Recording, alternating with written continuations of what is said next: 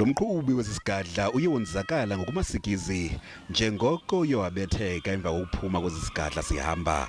Abezohlangulo bazamile ukuhlangula ubomi balo mqhubi kodwa ngelishwa uyowaswelekela kwindawo yexhwayelo. We not want to speculate much at this stage because there are conflicting statements that we have received from the eyewitnesses. There are statements that are suggesting that he stepped out of the truck and unfortunately fell on the road before the accident happened. There are some reports as well that are suggesting that when the truck veered into a nearby homestead as well, he passed away there. But that is why we are saying all those are just statements that police have obtained on the ground from eyewitnesses. Ukanti abanye bonzakeleyo kule ngozi baye babalekiselwe esibhedlele.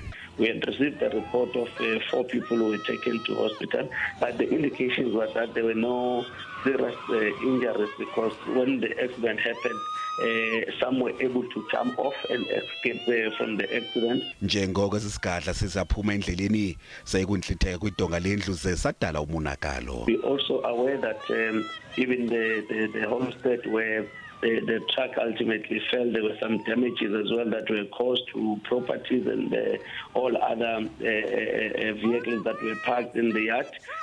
We are going to be making sure that the team that is investigating come closer to all the details of what happened. Kunje elisebe lezothutho kweliphondo lithi lixhalabile ngezingozi nezithanda ukwehla kweliphondo. We seem to be having an escalation of accidents in the province. You'll recall that last week 13 people died and debris outside Pietermaritzburg, and we've had some incidents as well where 1 or 2 people passed away over the weekend. So this is a major cause for concern, especially because we are approaching the October Transport Month. Elisebe liyabongoza abaqhubi kuba baqhube ngenkathalo bangabeki ubomi babanye abantu emngciphekweni.